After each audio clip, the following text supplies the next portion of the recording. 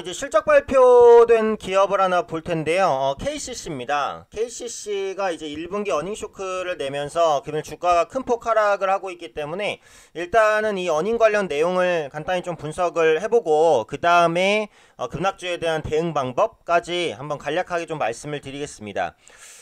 우선 KCC는 이제 건축자재 관련된 사업을 영위하고 있는 업체죠. 뭐 KCC 창호나 이런 거 예전에 좀 많이 이제 들어보신 분들도 계실 테고 뭐 지금도 활발하게 영업을 하고 있는 기업인데 우선은 그 1분기 실적을 보면요.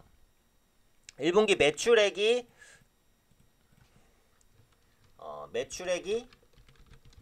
7,817억 원.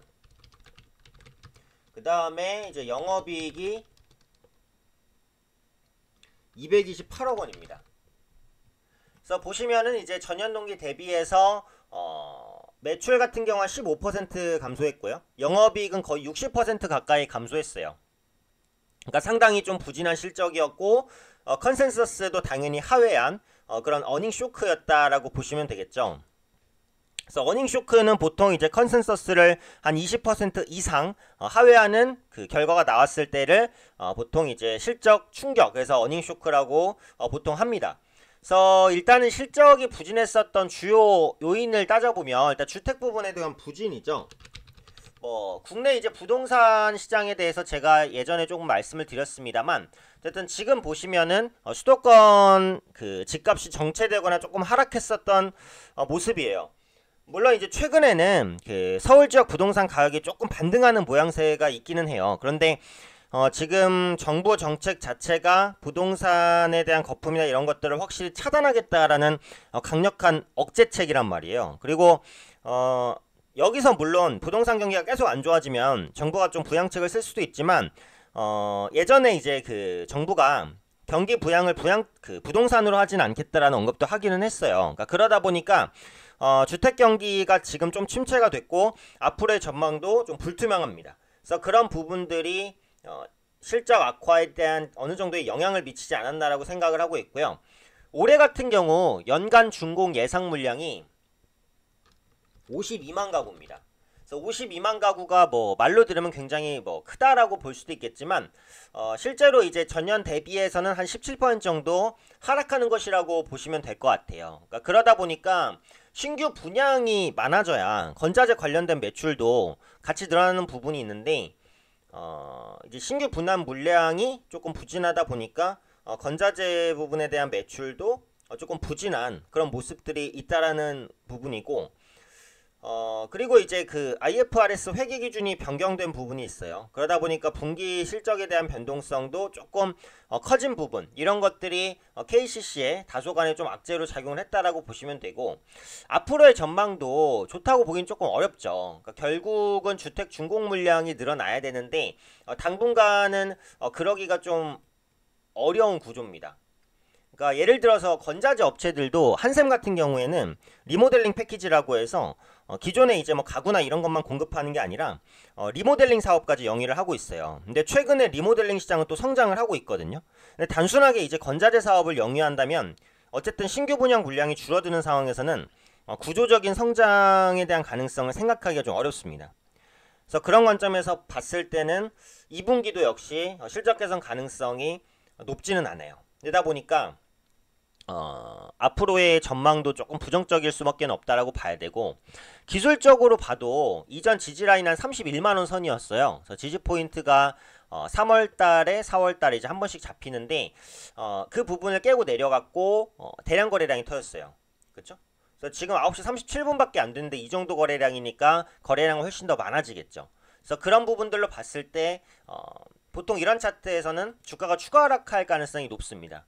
그러니까 수급적으로 봐도 지금 CS, 멜린치, JP모건 거의 외국인이 전체적으로 던지고 키움 개인만 지금 매수를 하고 있어요.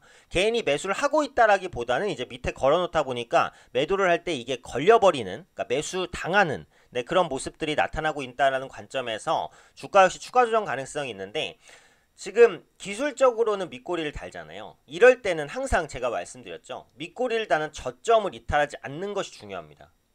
그래서 10분봉으로 볼 때 보통 급락한 다음에 띄우는 첫 양봉이 중요해요. 그러면은 그 첫 양봉의 저가 혹은 그날의 저가를 이탈가로 잡는다. 그래서 지금 만약에 KCC를 보유할 경우에는 최저가 29만 7천 원을 이탈하게 되면 일단 매도 관점이고, 이 부분을 이탈하지 않는다면 일단 좀 지켜보는 관점인 것이죠. 제가 이전에 강의에서도 말씀을 드렸는데, 급락하는 종목은 반드시 한 번 정도는 기술적 반등을 합니다. 왜냐하면 급락을 했다는 것은 쌓여있던 매수 물량을 다 먹고 내려갔다는 건데, 그러다 보니까 이 매수 물량이 매도 물량으로 순식간에 바뀌면서 매도에는 잔량이 별로 없어져요. 그러면 작은 매수에도 주가가 반등해요. 이게 뭡니까? 이게 기술적 반등이에요. 지금 KCC가 보여주는 게 기술적 반등이라고 보시면 되겠고, 그래서 이 부분은 제가 이제 이전에 강의 영상에서 또 설명을 좀 자세하게 드렸으니까 못 보신 분들은 한번 보시면 될 것 같아요. 그래서 어찌되었던 간에 29만 7천 원을 깨지 않는 선에서는 조금 더 이제 볼 수 있겠다라는 관점. 그래서 제가 예전 강의에서 이제 급락주 투자로 그 단타 수익 먹기라는 강의도 올렸으니까 한번 보시면 될 것 같고, 어쨌든 현재 시점에서는 단기 기술적 반등의 가능성이 좀 더 높기는 해요. 그래서 흐름을 좀 보기는 해야겠지만, 추가 조정 가능성이 높다라는 부분, 앞으로의 실적 가시성도 높진 않습니다. 그리고 오늘 KCC를 꼭 말씀드리고 싶은 게, 지금 1분기 어닝 시즌이 대기업은 거의 마무리 단계고 중소기업은 이제 나올 거예요. 근데 지금 1분기 실적을 발표한 기업들을 보면 전년 동기 대비해서 실적이 평균 영업이익이 40% 이상 감소했습니다. 굉장히 안 좋은 거예요. 그러다 보니까 어떤 상황이 발생하냐면, 어닝 서프라이즈를 내는 종목은 수급이 급격하게 유입되고, 어닝 쇼크를 내는 종목은 수급이 급격하게 이탈이 돼요.